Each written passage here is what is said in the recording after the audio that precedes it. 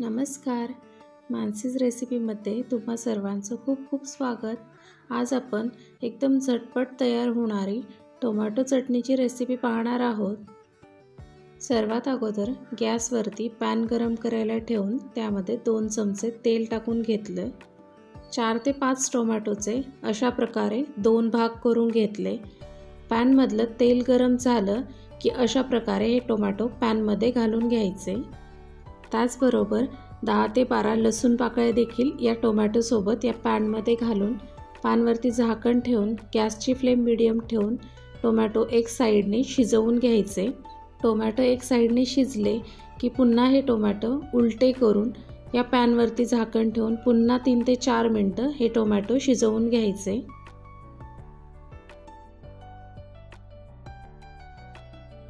हे टोमॅटो दोन्ही साइडने छान असे शिजवून घ्यायचे।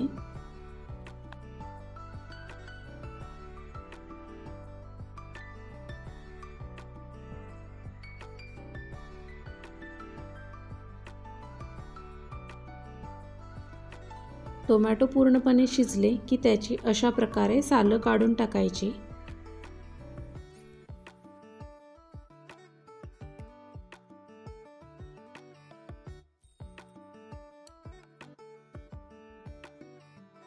आता एका स्मॅशरच्या सहाय्याने हे टोमॅटो स्मॅश करून घ्यायचे।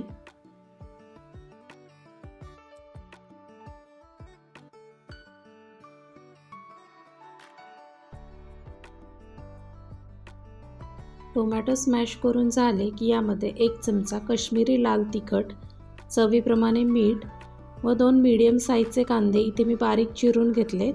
हे कांदे यामध्ये घालून थोडीशी कोथिंबीर घालून मिक्स करून घ्यायचं।